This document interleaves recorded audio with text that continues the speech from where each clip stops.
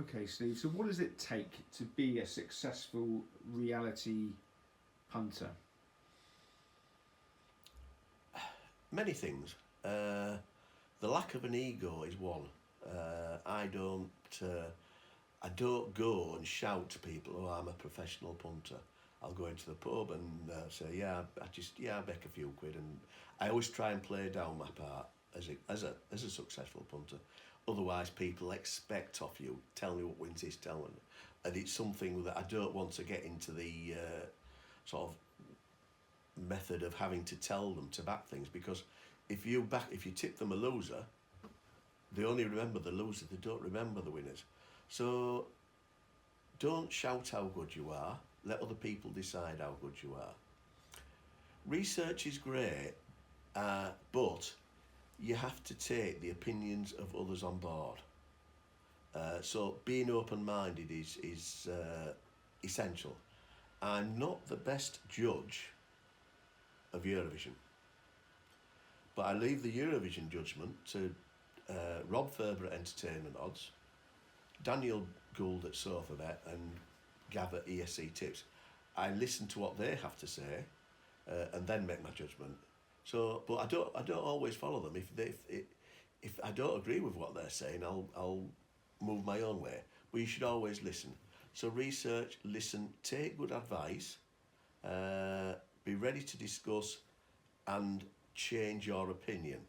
If sometimes you think, well, actually no, I did fancy very strongly Donald to win The Voice this year, but I could see it went from 5-1 to 4-6, but 4-6 I began to see the weaknesses, and I bailed out and levelled off with Rooty, who eventually win.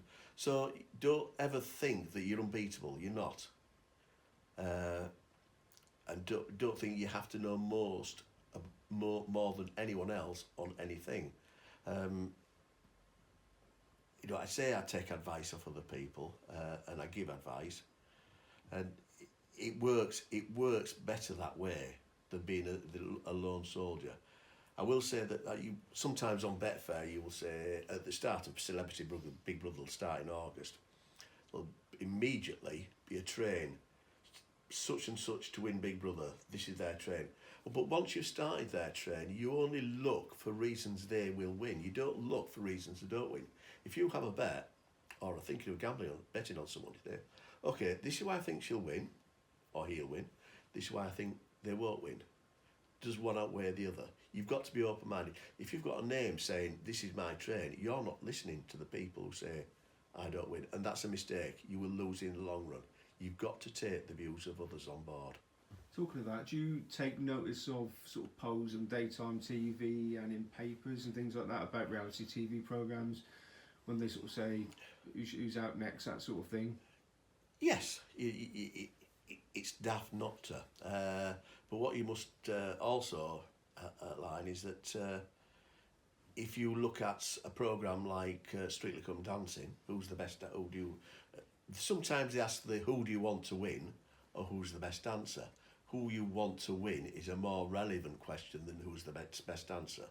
For example, on last year's Strictly Come Dancing, Alexander Burke was the best dancer. Who do you want to win? It would be Joe McFadden. So you temper what the polls tell you, but then the polls are all internet based nowadays. So to access them polls, people have to go onto the computer, vote in a poll, and then press the button to send. To vote for someone to win is a completely different thing. And there are thousands and thousands of people outside of those polls, and you have to gauge what they are thinking.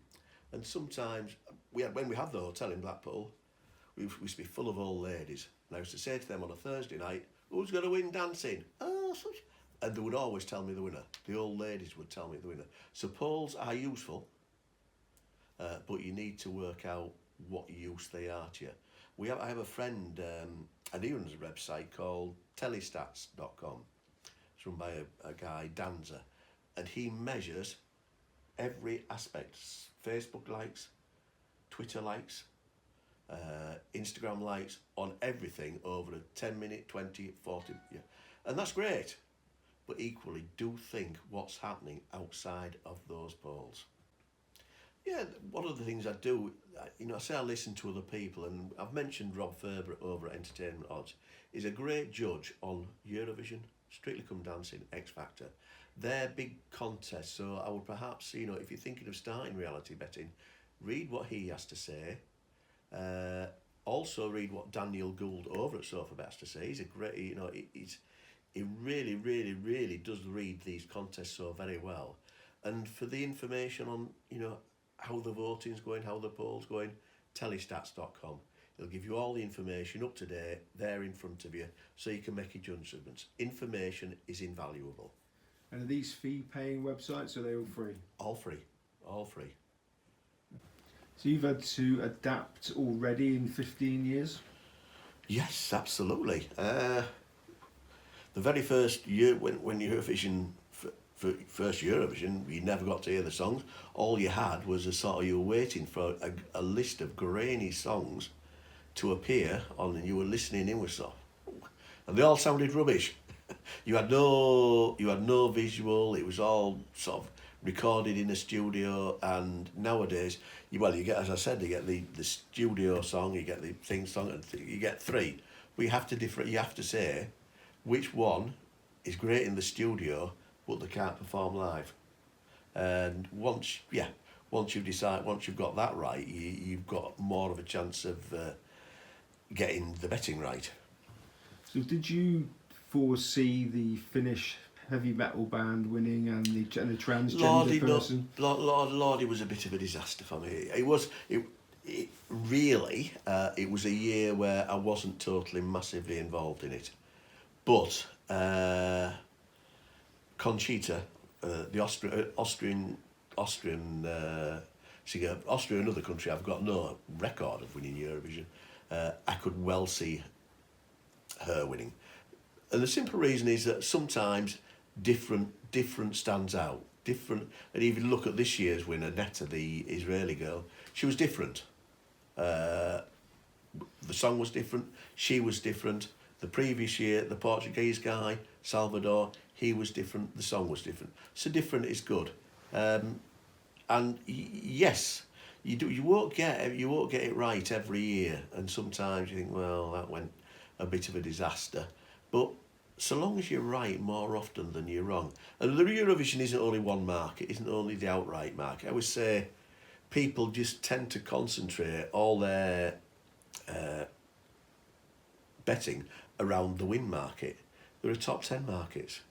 There are to finish last markets, to qualify, not to qualify markets. There are so many different markets, and I think, in Eurovision, probably more so, I think there's about 70 different markets in the Eurovision on the open day. And a lot of these companies now do a thing called request a bet, ask for odds, things like that, and they're all eager to sort of push that. And for someone like me, that's great, because I can ask them something, and I think that I will say, it was what odds can I have that Ireland give Lithuania the 12 points, and I got 7-1, and the 7-1, I backed the 7-1, it went to 3-1, I backed the 3-1, I backed the 2-1. In reality, it was an odds-on shot. And because you can take those, you've got to maximise those opportunities. The biggest national race in Ireland after Irish people is Lithuanian people. So they all vote Lithuanian, and all very patriotic. So it was a very good bet. So some punters are a little bit snooty, so they might, seeing the title of this interview, thought, I'm not having to go on Celebrity Big Brother or markets like that. Now they might have thought, hang on a minute, I'm missing out here. So what should punters that want to dip their toe in look for? The big advantage of a reality TV market, and certainly Big Brother, is that it lasts for Big Brother can last up to 13 weeks. Celebrity Big Brother lasts for a month. So that if at first you're in a position where you think, oh, that's gone wrong, and what I do tend to do is try and pick 3 bigger prices out in Celebrity Big Brother, back them up through laying the field, and I try and use lay them. But if you're in a rubbish position, you do have the chance to trade out, and when I say to the guy at Hills, I said, you know, put bet. Well, you know, will you do? Are you doing betting for this? Oh, I don't know about it. I said, well, the more you do betting on it, the better you become at it. I'm a better reality gambler now, having done it 16 years, than I was at year one. My year one bet was a losing bet on David Snedden. But if you learn and think why you lost, what's going on, and do this, yeah, I'm going to back a Scottish guy in X Factor. I won't go wrong. I'll back a Northern guy in the Dancing on Ice. You'll gradually learn the secrets of each event. Every event has its own little foibles. And when you spot those foibles, yeah, okay, right, I know that. NTA, yeah, that's she plays a likeable character. You begin to build up a picture and you get better and better and better. It doesn't get easier and easier and easier because the bookmakers are closing your accounts. And the bookmakers aren't really desperate to bet on these things we've talked about today, but they need to. So would you merge markets? Do you have a few quid on in the betting shop and then maybe lay it on the exchange and that sort of thing? Yes, I have been known. I will go around betting shops and think, okay, I want to get myself.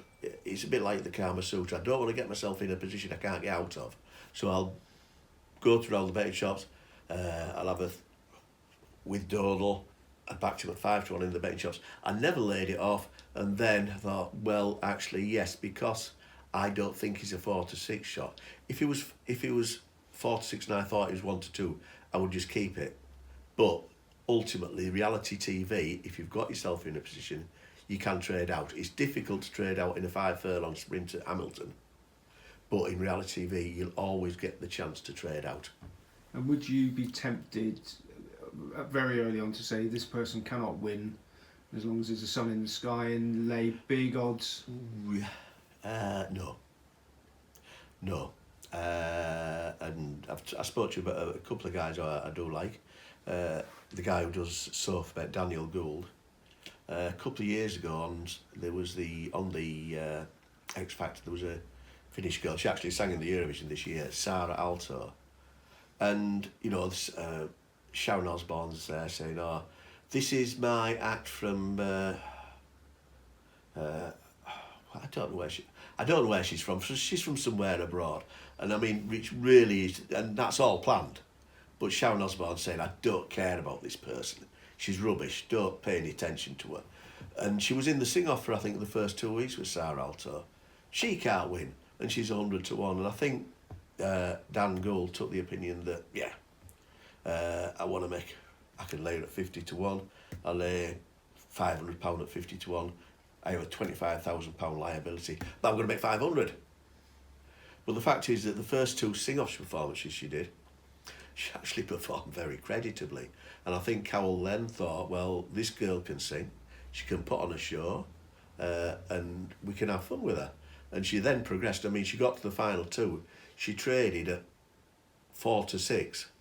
And because Dan has such an effect, because he's such a good judge, and he has an effect on the market, a lot of people had joined in, and they were carrying big Sarah Alto Reds.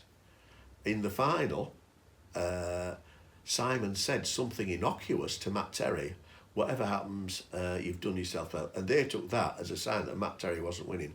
So suddenly, Matt Terry, from looking like the winner, went from 4-6 out to 3-1 because they were trying to reverse the Sarah Alto positions. So, again, yes, it is tempted to say that person's got no chance. But every now and again, that will come back and bite you. And if you like winning big but don't mind losing big, it could be an approach. Not my approach. So people watching this now, is it feasible? I mean, it sounds like you're a very select little club. Is it feasible for somebody watching this to take on board what you've said and make it pay even for a living? Well, yes. I mean, I've made a living 16 years, and my profits have been constant. It's the equivalent of a £40,000 a year salary. Just got my son through school, paid our mortgage. We were quite fortunate, and very fortunate in the early years, that we had a hotel, and my wife ran the hotel and I was working in the hotel, that all my leisure time, whilst I was doing nothing, I could sit on the laptop and gamble. And we made good money and we invested that money. But those opportunities are still there for people. I know people who are winning good money gambling on reality TV. You can't be the top dog forever, and at some stage, people get past me, and I know that. I know I'm 62, and I know on the forum say, "Oh, he's a silly old bugger's cracking up again." But you know, I've been there 16 years, so it doesn't owe me anything. So one bit of advice for people at home. One bit of advice: tread carefully. Don't go overboard. Don't expect to be good immediately, but learn lessons. Brilliant. Steve Starkey, thank you very much.